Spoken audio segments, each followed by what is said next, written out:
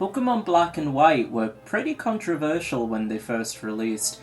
It's mad to think about now, but this is the first time I can personally remember the series getting major backlash over a mainline release. Fast forward to today, and Gen 5 is heralded as the peak of the series by a lot of people. I remember playing them at release and enjoying them well enough, but I haven't touched them in years, so I'll be going through a Nuzlocke and White version to take a look at. Don't know what a Nuzlocke is? All 9 of you? Go look at my earlier Pokemon videos where I explain. Cheers lads, thank you. Gen 5 is set in the Unova region, which is based on the good old US of A.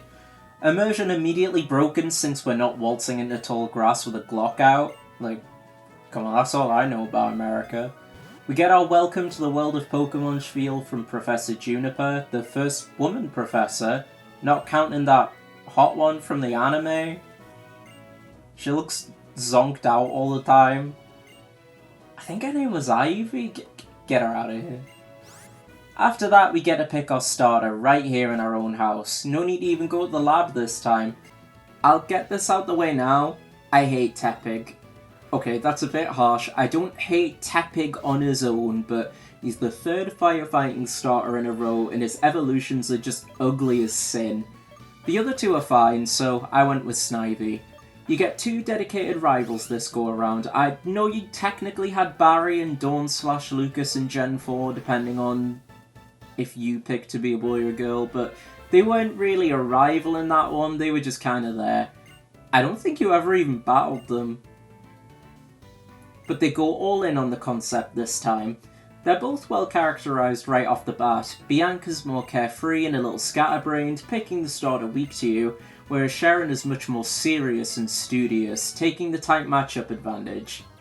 After fighting them back to back, our room looks like a literal bomb site, and the scene where you go downstairs gives me flashbacks to breaking something at a friend's house as a kid and having to take the walk of shame to their parents to let them know. But our mum is a G and doesn't give a shit. We're asked to drop by Bianca's house before visiting Professor Juniper and end up walking in on an argument with her dad about leaving for an adventure. Big parents arguing about a divorce in the background while playing Just Dance on the Wii Energy. That's highly specific. Don't look into that. After all that, I can finally nickname Snivy, and my original plan was something like Smugly or Smugma, but I went with Livardon since Charizard's Japanese name is Lizardon, Snivy's like a grass snake, snakes are reptiles, grass.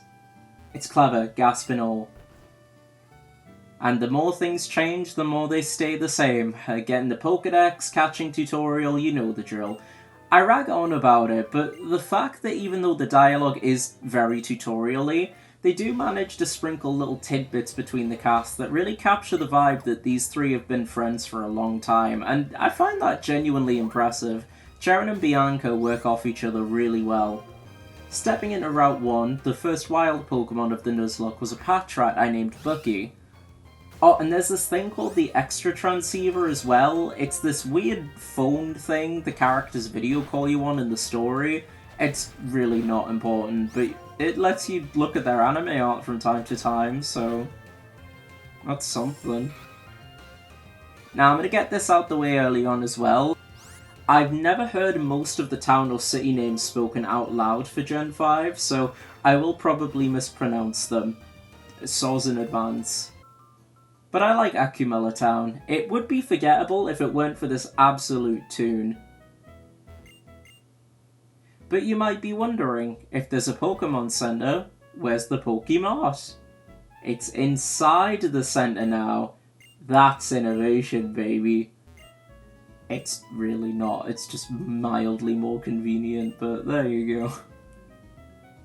When stepping out, we come across a bunch of hooded people that raise some actually thought-provoking questions about the relationship between Pokemon and humans, as in making them battle being moral or not. Not any other kind of relationship, you filthy little rapscallion. Let's move on from that topic. Right after we get into a battle with a weird boy with green hair. His name is N, and a really cool detail about him is his dialogue is always set to be faster than everyone else. Even if you switch dialogue to fast, he has his own special speed that's even higher than that. He also has the ability to speak to Pokemon, so he seems to sympathise with the hooded figures. Either that or he's in some way connected to them. We'll learn more about this later, so for now let's move on. Now, I love Gen 4, it's my favourite in terms of the mainline original games, but Gen 5 has some amazing detail and polish, both in terms of the sprite work and general world interactions. You can sometimes find people in the world who play instruments, and talking with them will have the instrument in question play in the actual soundtrack. I love it so much. I got a Lillipup on Route 2 I called Scott, because he's like a little Scotty dog, and at the end of the route I have another battle with Bianca, which worried me at first because I completely forgot about it, but turned out it was all good. The gym leader in the next town is an inn, and we get told to look at the battle school, only to get ambushed by Charon. Once we beat him, the leader will be at the gym's door, but for the first time at a starting gym, they declare you too weak to challenge them and suggest you travel to the nearby Dream Yard for some more training. It's mainly so a woman can give you a free Pokemon, an elemental monkey to cover what your starter is weak to, Pansage, Pansear, and what I got, Panpour. Finally, you're now allowed to battle the gym, with the puzzles being stepping on the element the symbol on the curtain is weak to. There are 3 gym leaders, and you fight the one with the elemental monkey your starter is weak to. In my case, Chili with the fire monkey, Pansear. The grass one, I forgot his name, is like the Brock replacement in the Black and White anime, but my favourite is the water guy because he looks like the Persona 3 protagonist. The fight got tricky at points, but I managed to obtain badge number 1 with no losses. The player is soon jumped by a scientist who wants to research dreams. Lady, just get a dream journal like everyone else, or watch Shark Boy and Lava Girl.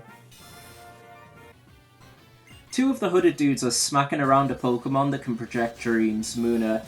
These are grunts of Team Plasma. Weird behaviour from people who claim to have Pokemon's safety as their priority. Chasing them off and saving the Munna essentially serves as a gateway to Wi-Fi features, so I'm not going to be covering them in this video. A new feature I will cover though, TMs can be reused, which is an actual goddamn miracle. A cool new environmental gimmick introduced in Gen 5 is the changing of seasons. I'm not exactly sure how the requirements of it work since it's definitely not true to life, but I don't have time to think about that after this fucking baby hits me with a very existential statement. Right after that bombshell, we battle with Sharon again, and 2 Team Plasma grunts rush past us, with Bianca explaining they've just stolen a little girl's Pokemon. On the way to confront them, I got my 6th Pokemon and now have a full party. We've got Piddy the P-Dove, Morgana the Purloin, Bucky the Patrat, Scott the Lillipup, Monkey the Panpour, and Leafardon the Snivy. A new gameplay feature is this dark green grass, with the difference being that you're likely to get into a double battle against wild Pokemon. I also think their level might be a little bit higher if you fight a single Pokemon here, but I'm not 100% sure on that. Sharon greets us once we get into Nacrene City, and tells us about the Pokemon Center and where it is, despite already having a tutorial on it in the first town. I don't know, man, this was just really weird to include. I had my first death in the run. Piddy was taken down by a one-hit crit bubble beam. It's a cruel world we live in, man. Just as soon as I had my full party, it was ripped away from me. I was worried initially there would be a bad level spike or no way of grinding except backtracking with much weaker wild Pokemon, but the path before the forest made for great training, and once my team were a bit more buff, I was ready to challenge the gym. Before I could, though, I got into another battle with N. It wasn't really eventful, but the gym battle against Lenora was. Who's a pretty underrated character in my opinion. I've always liked her personally. She did KO my Rockacian the Roggenrola, but Leafardon evolved into Servine, so it swings and roundabouts, innit? Team Plasma are being annoying twats now, plain and simple, messing up the museum exhibit, so Berg, the gym leader in the upcoming city, investigates with us in the forest to track them down. I lost Bucky in there and replaced him with Chungon the Venipede, who lasted all of 2 seconds on the team. Bit frustrating, I won't lie. Soon enough, we retrieve the skull for the museum and move out of the forest. I may not have played these games in years, but I remember this bridge bit pretty well. The sprite work here is breathtaking. And on the other side, we're in the big city. Hey, the Big Apple. I think it's meant to be New York anyway. I don't know. It do be hustling and bustling for real. When I went to challenge the gym, Burr asked us to help take care of some Team Plasma grunts that were spotted in the city. They're soon tracked down by a random building, along with Bianca and Iris. It's not just grunts either, there's 2 sages which are basically admins from past games, and even gets this, and one of them implies that they made their base here, right next to the gym, for a laugh, which, come on, absolute power move, what a chat champion, but they soon take their leave. The gym is bug type, and there's huge walls of honey that you have to walk through, which is a pretty useless gimmick to be honest, but in context it's probably pretty yummy. Nightmare to get washed off your clothes though. Time to fight Berg, and honestly, I think he's the strongest bug type gym leader in the series so far. He's definitely the one who's gave me the most trouble in this video series. There was a number of close calls, but I managed to take him down with no losses to my team. Bianca calls us right after, saying she wants to have a battle at the edge of town, and thank God she did call beforehand, because I would have been stomped if I didn't have the chance to heal my team up. Once we meet up with her and win, she has a little talk with us about what she wants to do. She seems almost disheartened after losing, but changes her initially negative outlook into a more positive one, and that's something about her character that I feel is admirable. I got into a battle with Sharon right after because I forgot he was up ahead and he murdered my monkey. And the iconic Gwimbly in cold blood. What a sick bastard. I'm not joking either, I had Gwimbly for the upcoming gym and I got actually pissed off that I lost him.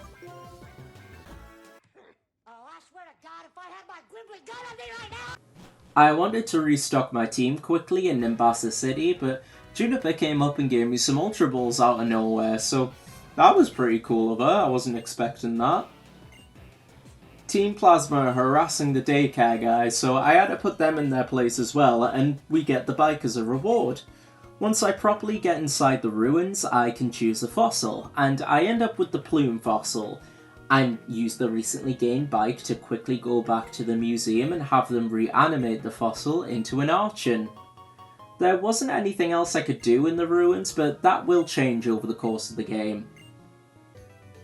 I got dragged kicking and screaming by Bianca to do the Pokemon dress-up musical thing, which are honestly just B-Tech contests. I wasn't a fan.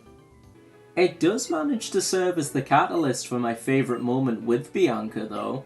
Her father confronts her, demanding her to return home, when Eliza, the gym leader, intervenes with some genuinely thoughtful, well-written dialogue regarding how different viewpoints are okay, but it's reaching a compromise and understanding that matters. And honestly, without this, I would not give a shit about Eliza at all, but I'm really glad they added some depth to her. Also, the music that plays during this cutscene, really good, but loses a little bit of its power since it plays in, like, every sad YouTube gaming video. Afterwards, we bump into N, who forces us to go on the Ferris wheel with him. It's here he drops the bombshell. The hyperfixations, his specific way of speaking, how he connects with Pokemon more than he does people. That's right. N has autism. Nah, I'm messing, he's the king of Team Plasma. Now, after all that, I'm gonna go challenge Eliza. She specialises in electric types, and I remember her being pretty tricky back in the day.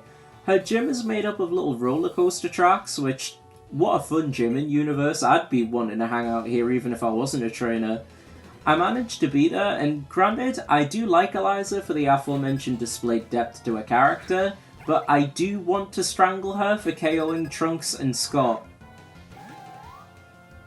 When If she's KO'd Scott, how am I gonna get my cool YouTube videos about Nintendo games? Hey y'all. I added P-Head the Swadloon to my party after, and despite the amount of losses I've had, I have some faith in my team since it's now pretty diverse. We battled Cheren again, and after he's beaten, we meet this region's champion, Alder. He probes Cheren on what he wants to do presently and after he becomes champion, but our rival is confused by this, not seeing anything after becoming champion, which Alder, albeit gently, challenges, which I like. After getting over the big bridge, I arrive in Driftvale City, and that has another banger theme. To my knowledge, it's only up until this point the game introduces triple battles. You know double battles, right? Get ready, guys. I hope everyone's sitting down. You add another guy. What the hell? It sounds decent in concept, but it feels like there's just a bit too much going on for the sake of it. I'm honestly not surprised that this battle format never really caught on.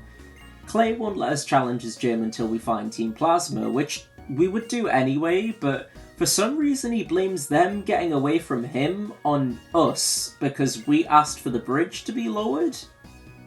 But they're still in the city. So that literally doesn't make sense. They're down the road from him. They're in the cold storage area, literally down the road from his gym. It just makes him come off as a bit of a stupid arsehole. He could have gotten them in the time he was flapping his gums. In any case, after the player and Cheren do all the hard work, he shows up to take them away, saying that we can challenge his gym now. And after all the work we put in, rocks up to, in essence, take the town hostage in exchange for the sage we just caught.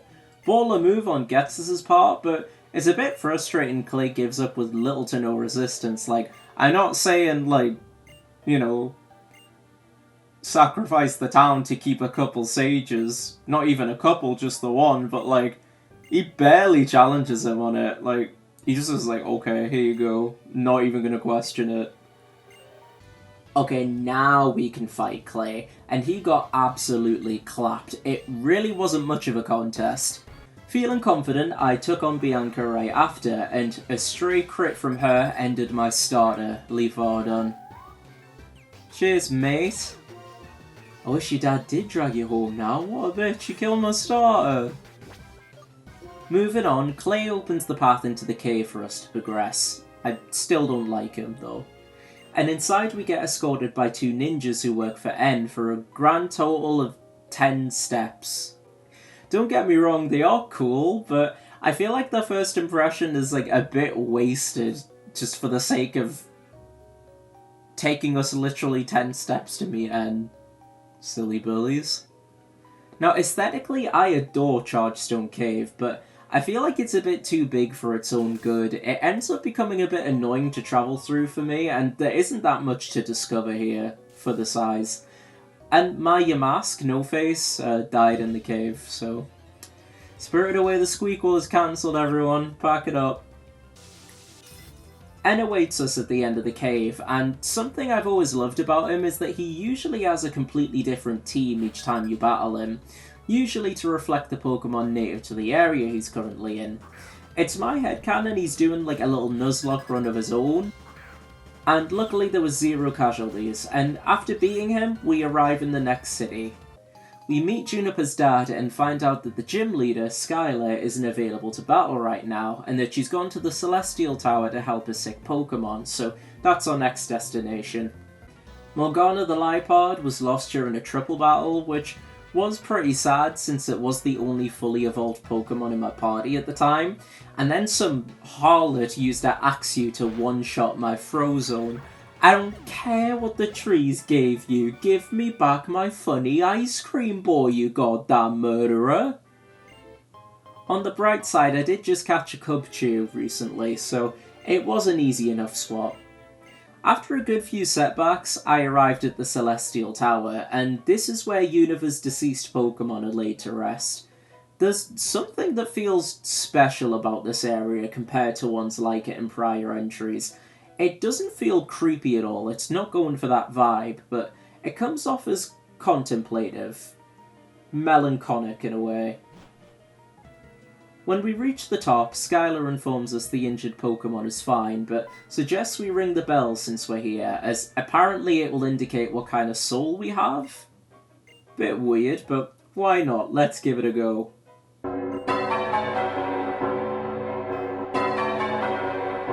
Oh, by this point in the playthrough, I was starting to notice a theme. I was getting my ass kicked, losing team members on the regular, and having way too many close calls for my liking. So I took some time to do a bit of grinding off screen before taking on Skylar's gym. My party now consists of Snottathan the Beartick, Squablon the Archops, Penny the Gavantula, Quackers the Swanner, Peahead the Swadloon, and Pulo the Darmanitan. The gym puzzle concept is really fun. Being shot from cannons to get around, thinking about how this place would be used in like a real world setting really makes me laugh. It's just that image of someone just getting shot into a wall in a cannon. With my now souped up team, the gym turned out to be a complete non-issue. After winning, we get jumped by N so we can talk to our Pokemon some more, and we get some more insight into his thought process. Part of him feels saddened that people and Pokemon would be separated if he succeeds, but believes that the ends justify the means if Pokemon can't be manipulated or abused by humans ever again. And at the end of Route 7, Charon battles us once again, just in time since Peahead evolved into Levani. Alder meets us at the end of the mountain, along with Clay. I still don't like you, Clay. The latter comments that Team Plasma are hard to find, whilst the former insists we focus on enjoying our journey with our Pokemon right now. I forgot how much I like Alder's design. It's probably my second favourite right after Cynthia's. The other side of the mountain brings us into Icarus City. Juniper's dad shows up again and tells us about the Dragon Spiral Tower that's nearby, which reminds me of something Anne brought up a while back. On a much more important note though, the Bye-Bye a Go-Go dude from Gen 2 settled down and started a family. You'll love to see it. The gym here is Ice-type, and centers around spinning like a Beyblade to progress. The gym puzzles in this game really lean towards simple but fun to watch, and I'm vibing with it. I rate Bryson's fit, but his party was OHKO'd by Pulo, earning the 7th gym badge. Right outside, the player, Charon and Bianca are being watched by the Shadow Triad of Team Plasma, which Bryson is quick to point out. They have a message from Getsus to head to the Dragon Spiral Tower where N will await. There's an interesting theory about this group that I'll bring back up when it's more relevant. In an amazing cutscene, we see N actually awaken the legendary dragon Reshiram, and tells us he now believes that we will awaken the other dragon of legend, Zekrom, but for now, he's going to defeat the remaining gym leader and the champion before enacting his plan. After a quick debrief, Alder advises us to go to the Relic Castle at Route 4. Turns out the statues by Relic Castle are actually wild Darmanitans in Zen mode, which is an ability they can have, so that's something. And with that discovery, we need to head deeper into the ruins. Inside, we're greeted by a Team Plasma Sage after going down the path that was previously blocked. And once we reach the bottom, we interrupt a confrontation between Alder and Getsus. He taunts that the stone we need isn't here, and that N's victory is inevitable at this point. However, just as hope seems lost, Juniper calls urging us to get to Nacrune City Museum. Meanwhile, Bianca's been thinking about what she wants out of life. She's starting to feel like she'd be more happy researching Pokemon, but wants to battle us again to see how much she's grown. It wasn't something I really thought about at all in my first time playing, but Bianca has a surprisingly mature character arc. She's not great at battling, but she knows this, and she thinks that's okay. She recognizes that about herself. Through her failing and trying something, she was able to find something else that she's far more passionate about and is able to succeed at, and I think this needs to be valued a lot more. Moving on to the end of this other big bridge, I don't know what Gen 5's obsession is with big bridges. Do Americans like big bridges? I mean, they're alright, they're fine. Americans, sound off in the comments if you like big bridges. Type in big bridge. Come on, bridgeheads. Anyway, we're ambushed by Getsus and the Shadow Triad, who is pretty much just there to gloat about how he's gonna win and that the legendary Pokemon won't accept us, and that's it, he just leaves. He's a bit of a knobhead, isn't he? Once we reach... oh jeez. Upper Lucid City, Getsus is there to give yet another speech about everyone freeing their Pokemon, but Iris and new character Drayden call bullshit right away. The latter rightly states that Pokemon would just leave if they were truly unhappy or they were being mistreated, and having them in a Pokeball doesn't equal complete control over them. Back at his home, he explains that the legend of the two brothers who fought using the box art legendaries. One fought with Reshiram, who represents truth, and the other with Zekrom, who represents ideals.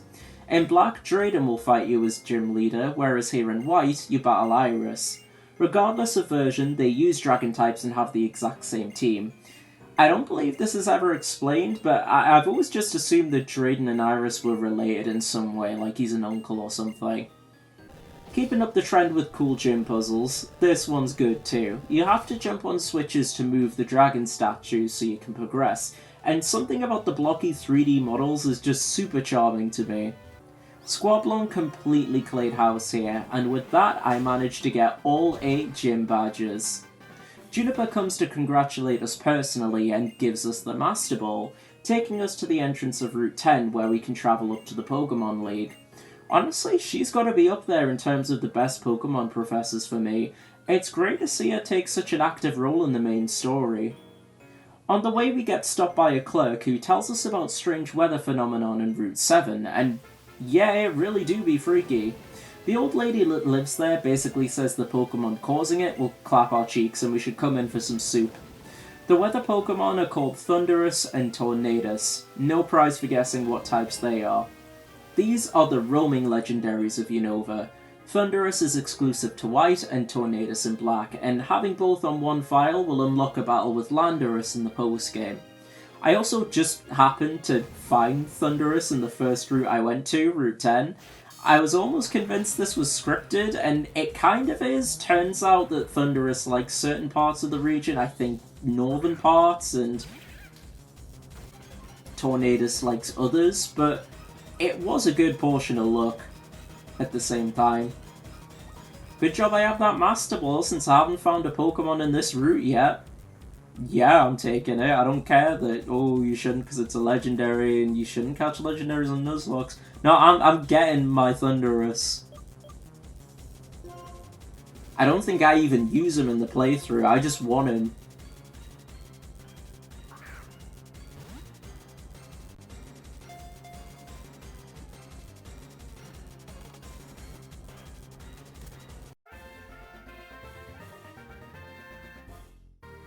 On the way to the league, we get stopped by Charon and Bianca.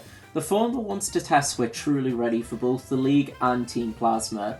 The Victory Road of Unova is one of the more unique ones, based on scaling and descending the mountain via different cave routes, but it's not gonna top Gen 3s for me. I'm finally at the Elite Four.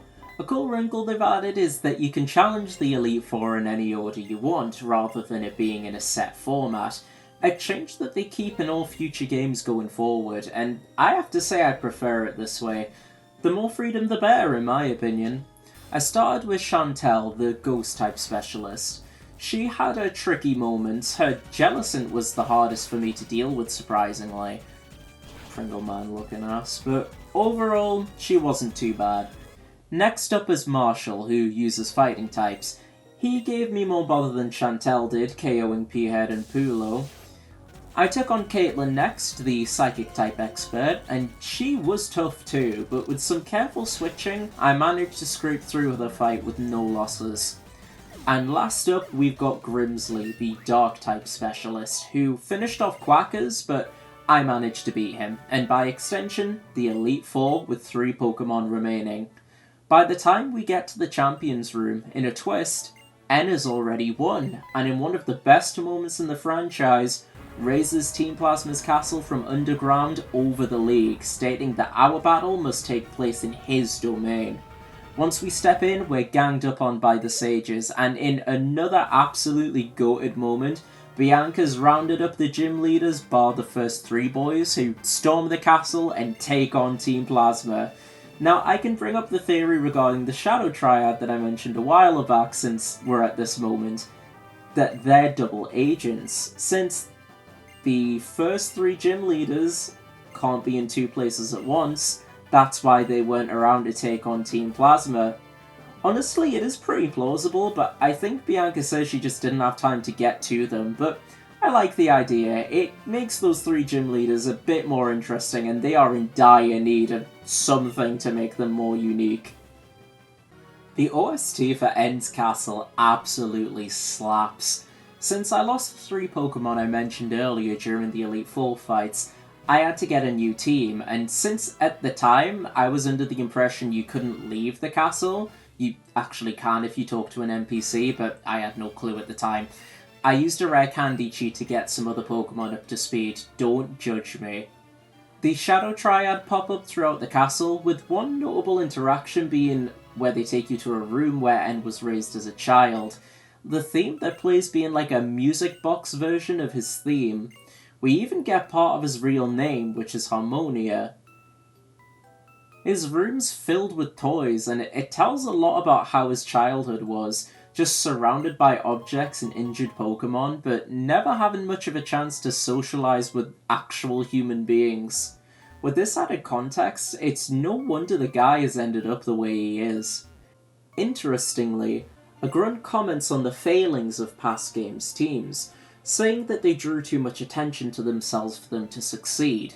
He says this in a gigantic castle raised out of the depths of the Pokémon League, a presumably very well-known area. Anyway, after Getsus gloats about how he's won, again, End laments that we couldn't become true friends and summons Reshiram. All seems lost until the Darkstone responds to Reshiram's power, finally turning into Zekrom. N allows us to battle Zekrom, and in a pretty unusual twist, if you catch it, you have the option to add it to your team before taking on the story boss, in this case N. I would ordinarily stick to the team I've built, but come on, I can't resist having the 2-box legendaries clash. I boxed Penny for Zekrom, and the rest of my team consists of Zenny the Darmanitan, Snotathun the Beartick, Squablon the Archops, Uwu the Amogus, and Ratsheed the Chinchino. N ponders the real meaning behind truth and ideals after he's beaten, to which Getsus enters and brings up the Harmonia name that was referenced before. He finally shows his barely hidden true colours here, really verbally abusing N and in turn shattering his worldview. Team Plasma's goals of liberating Pokemon for the sake of their happiness was nothing more than a guise he used so he could be the only person with Pokemon and easily rule the world, and the only thing standing in his way is the player. His theme is super foreboding too. He even gets a bit crushed quiet chanting his name, which honestly just adds to the creepiness factor. He was fittingly tough, taking out everyone except Zekrom and Squablon, but there were a couple of times he just took out his own Pokemon for no reason. Then talks about how his careful plans have been ruined. Didn't look too careful to me, Sunshine. Getsus is taken away, and in a truly heartfelt moment, N asks to speak to you alone. About the journey the pair of you have gone on, how the events of the game have opened his initially narrow worldview, and it's why he's one of, if not my favourite character in Pokemon. The events of the game have truly informed his decision making, and in spite of reeling from the realization that he'd essentially been manipulated and abused by the closest thing he's had to a father figure all his life, he decides he wants to explore the world on his own terms, to find his own dreams and figure out what he wants out of life. He flies away on Reshiram, and we cut to credits. Honestly, an incredible and very powerful ending, but it's not the end of the game itself, so let's roll on back to go through the post-game. Smash cut to your house and Lucca's pretending to be your mum for some reason? He's always been a weird guy, to be fair, but he's here to ask for help tracking down the 7 sages who have scattered all over Unova, and he gives us the super rod, and I've just realised that this is the first fishing rod I've come across in the game. Huh. We also get the national dex, so we can get Pokemon from past generations and the ability to explore the other side of Unova, so the Nuzlocke and by extension the Pokemon journey, it ain't over quite yet. So, I had to organise a new team to continue. Zekrom is benched and Penny is making a return, along with Squablon of course, and the new additions are Ongly, my other Amoonguss, King K. Rool the Crocodile, Sheik the Mainshao, and Lampley the Chandelure. I went on to Route 11 and jeez, talk about a steep level curve. The wild Pokemon are about the same level as you'll be, but all the trainers seem to have at least level 60 Pokemon. I don't know why the level curve is so extreme here. I found out that the route just beside the hometown, that they're all a bit closer level-wise, so I went there instead. You can get an egg on Route 18 as well, but I ended up forgetting about it, so no clue what that hatches into. Oops. I just happened to find one of the sages just vibing here on the beach, and the cave before Upper Lucid City is now opened up to us, but it's hard to explore without Flash, and I didn't want to add it to a Pokemon at the time.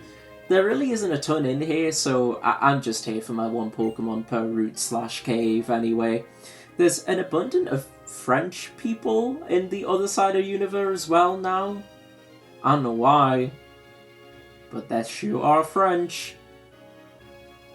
I really like this bridge section, it's very peaceful. The lore of Lacumosa Town is pretty interesting to me too. Everyone in town refuses to go out at night because of an old legend that states a monster will eat them. I think the implication is that it's Kyurem or whatever Kyurem used to be, but I was never sure, and fun fact, this genuinely freaked me out as a child. Like, I remember just assuming that there was like a 0.1% chance some hellish creature would just like kill me. Like, I just, for whatever reason, was convinced there would be like a 0.0001 event where the game would turn into a creepypasta and like it would eat my Pokemon or my character would get eaten. And I just made myself super paranoid and never went here at night. And if I happened to be anywhere near this town at night, I would be super on edge. Oogly and Sheik were KO'd, so I got my other Amoonguss, Sussus, and my Scrafty Garbanzo. Undella Town has one of my favourite themes in the whole series, just without question, and in certain seasons you can get jump scared in one of the houses by Cynthia. White Forest really reminds me of that bit in Earthbound with the dinosaurs. I think it's because of the zoomed out camera. And a marvellous bridge. Why is it called that compared to the other bridges? They seemed pretty marvellous also. No idea. It light ye up blue. That's why it's marvellous, because it do light ye up blue. But on that bridge we get jumped by the Shadow Triad for the final time. They give us the Dialga, Palkia, and Giratina orbs for some reason. Cool. Bye. Now that I've visited every main town and city in Unova, I need to track down the remaining sages and redo the Pokemon League and Elite Four. Whilst I was in the Relic Castle, I fought the legendary? I think it's legendary, Volcarona. It feels legendary here in Gen 5, although that vibe has been much more dampened over the years, so I'm not sure where Volcarona stands in that. It's definitely not mythical, I know that, but I feel like it's legendary, but I've heard it's not. I don't know. Why is it presented like a legendary if it's not legendary? Anyway, after getting all the sages, I decided to go and look for the remaining legendaries in the region. I also found this place called the Abundant Shrine by accident, and this is where you can go and catch Landorus if you have both Thundurus and Tornadus, like I mentioned before. Now I'm getting the trio known as the Swords of Justice. Sick name for an okay-ish group of legendaries. First is Cobalion on Route 6. Catching or beating Cobalion gives access to the other two. Virizion is to the right of the Pinwheel Forest, where the person from the start of the game was blocking, and the final of the trio, Terrakion, is in a cave to the left near the top of Victory Road. The last legendary is Curum in the Giant Chasm by Lacumosa, and there's another Unova legendary, Victini, but that's event exclusive. There is another legendary, I'm not sure if it's a legendary or mythical, but I think it's more relevant to Black and White too, so I'm not going to discuss that one in this particular video. The only thing left of note is the Abyssal Ruins, but there really isn't anything of value except the place itself looking dope and the item that you get once you complete the puzzle inside, but it doesn't really have anything to do with the story, so I'm not going to bother with it. But you might remember, we never got to fight the region's champion. We never got to fight Alder because he was beaten by N in the main game, so you can re-challenge the Elite Four and him here, and the Elite Four have even stronger teams. All of them are level 70 bare minimum, so I went away and did a bit of grinding, and my final team was King K. Rool the Crocodile, Penny the Galvantula, Billy the Golduck, Garbanzo the Scrafty, Lampley the Chandelure, and Iris the Haxorus. Going up against Alder, I had lost Garbanzo and Billy against the Elite Four, but I was hoping that I could still win. And with Lampley and Iris being the only survivors, I beat Alder and became the champion of Unova. Like I mentioned at the start of the video, it's mad that I can remember the initial thoughts the general public had when the game came out. People were really hard on it, especially with the fact that you couldn't access any of the old Pokemon until you completed the main story, but looking back on it now, man, we really did not know how good we had it. Pokémon Black and White, whilst not my personal favourites, are one of the highest quality games the Game Freak have put out. The sprite art is phenomenal, the choice of using all completely new Pokemon is a very bold one, and the story is genuinely interesting and asks a good few questions about the series. And the characters feel fleshed out and three-dimensional, pun intended. But they weren't done with Unova quite yet. I think they realised that they did have a good thing going, with Black and White 2 being released a few years later, and that is what I'm going to be covering in my next Pokemon video, so please look forward to that, and if you enjoyed this one, please leave a like and subscribe and comment what your thoughts are. But yeah, I'll be seeing you all in the next video. Take care, and bye.